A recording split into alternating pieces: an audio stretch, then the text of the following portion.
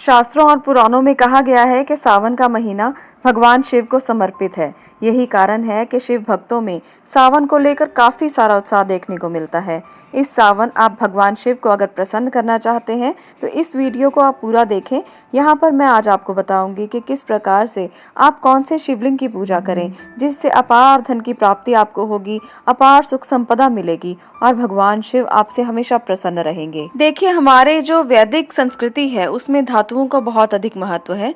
तो धातु के शिवलिंग का भी यहाँ पर बहुत अधिक महत्व मिलता है। परंतु धातुएं काफी तरह की होती हैं, तो कौन से शिवलिंग की स्थापना हमें करनी चाहिए जिससे भगवान शिव को प्रसन्न किया जा सके।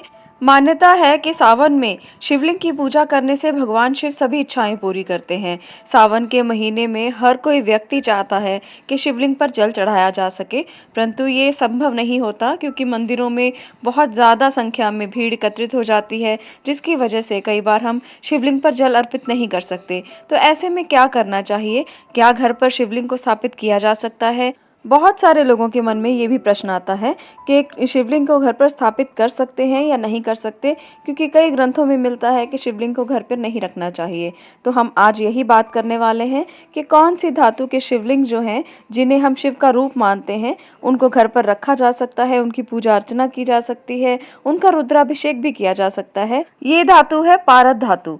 पारद धातु को स्वयं सिद्ध धातु माना जाता है। ऐसा माना जाता है कि इस धातु की कोई भी प्राण प्रतिष्ठा की जरूरत नहीं होती। इसका कारण भी मैं आगे आपको बताऊंगी। इसका वर्णन हमें चरक संहिता में मिलता है। शिव पुराण में भी इसका वर्णन आपको मिल जाएगा। शिव पुराण में पारद को शिव का वीर्य कहा जाता है। वीर्य का अर्थ है बीज, जिससे संपूर्ण जीवों की उत्पत्ति होती है, जिससे जीवन की उत्पत्ति होती है। तो इसी के माध्यम से भौतिक सृष्टि का विस्तार होता है। इसलिए पारद के शिवलिंग की बहुत ज़्यादा महिमा है। इसको घर पर रखने मात्र से ही, इसके दर्शन मात्र से ही सभी कष्टों से मुक्ति मिलती है। पारद शब्द में प विष्णु को, आ कालिका को, र शिव को, द ब्रह्मा को दर्शाता है। पारद शिवलिंग की एक बार पूजा करने मात्र से ही धन, ज्ञान, सिद्धि और ऐश्वर्य मिलते हैं। शिवोपासना करने वाले मनुष्य की ना तो अकाल मृत्यु होती है और ना ही किसी प्रकार का भय उसे सताता है। इसीलिए पारद शिवलिंग की महत्ता और भी बढ़ जाती है। पारद शिवलिंग की पूजा के बहुत ही शुभ फल माने गए हैं। पारद शिवलिंग की पूजा से धन, ऐश्वर्य, भोग और मोक्ष प्राप्त होता है। गन्ने के रस से अगर पारद शिवलिंग का अभिषेक किया जाए तो जन्मों जन्मांतरों की गरीबी दूर हो जाती है। पारद शिवलिंग की पूजा करने से माना जाता है कि बुद्धि का बहुत विकास होता है। ऐसे साधक को अक्षय विद्या की प्राप्ति होती है। पारद शिवलिंग की पूजा सभी मनोरथों को पूरा करने वाली और सुख देने वाली मानी गई है। और ऐसा भी माना जाता है कि पारद शिवलिंग की पूजा अगर की जाए तो जन्मों जन्मों के संचित पाप तक नष्ट हो जाते हैं।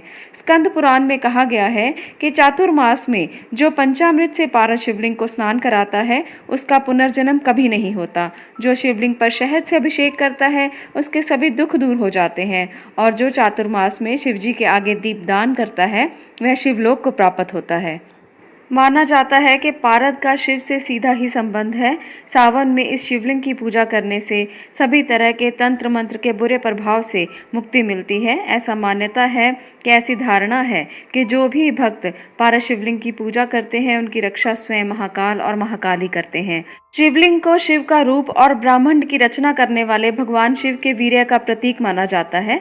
इस पारद शिवलिंग में शिव की समस्त शक्तियों का वास रहता है। रुद्र संहिता, पारद संहिता, ब्रह्म पुराण, शिव पुराण, कई उपनिषदों में इस शिवलिंग का महत्व बताया गया है। घर में पारद शिवलिंग के होने से अकाल मृत्यु का भय कभी नहीं रहता। पारद शिवलिंग को घर पर रखने से बहुत सारे ज्योतिषीय महत्व भी हैं और इसके साथ साथ धार्मिक महत्व भी हैं और इसके साथ साथ आयुर्वेदिक महत्व भी बताए गए हैं।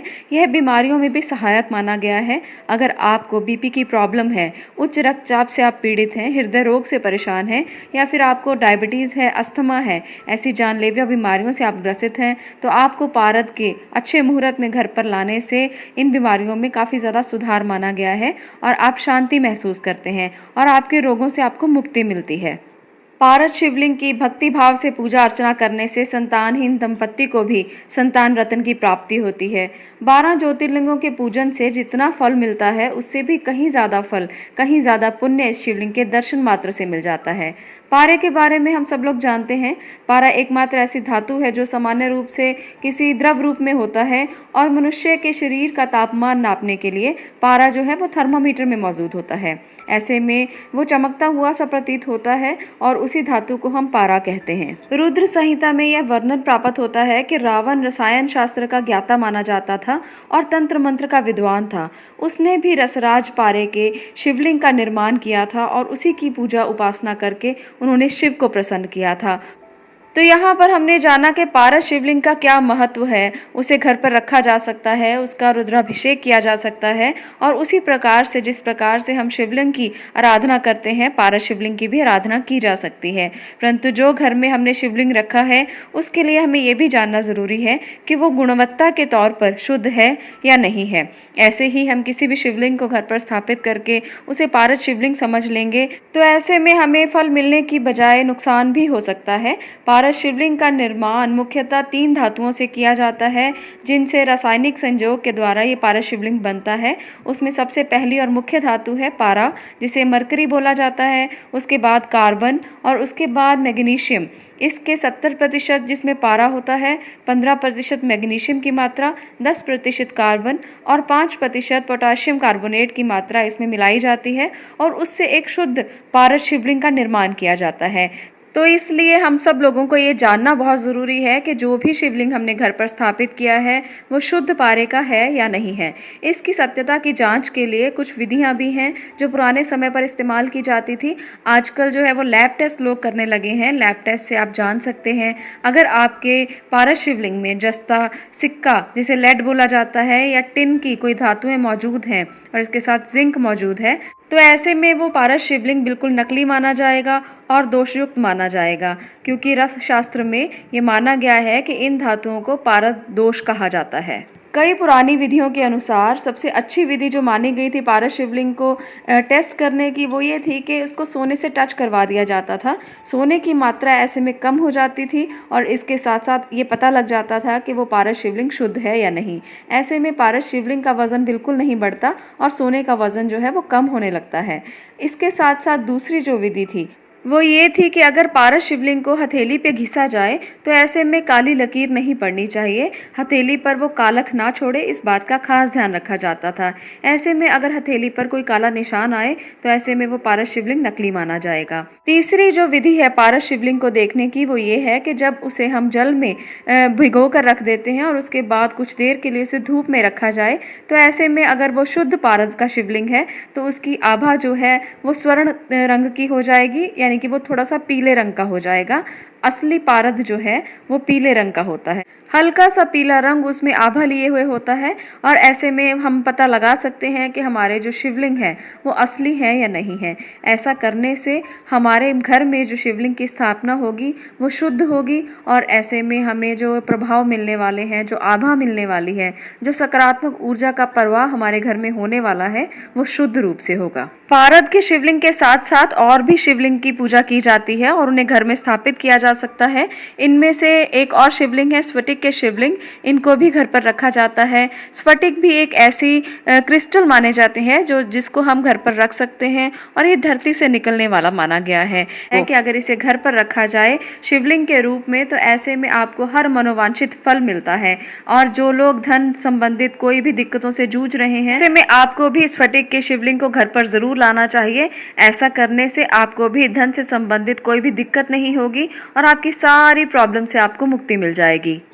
स्फटिक के शिवलिंग की एक खास बात यह है कि ये प्राकृतिक रूप से बना हुआ होता है और धरती के नीचे से निकलता है। इसमें किसी भी आदमी का कोई भी रोल नहीं होता। इसका अर्थ ये है कि कोई भी मनुष्य ऐसे नहीं बनाता, बल्कि प्राकृतिक रूप से धरती के नीचे सदियों से ऐसे स्फटिक बनते आ रहे हैं और जिनकी जो शेप है वो शिवलिंग के रूप में होती है, उसे हम शिवलिंग का रूप मानते हैं और अपने घर पर स्थापित करते हैं।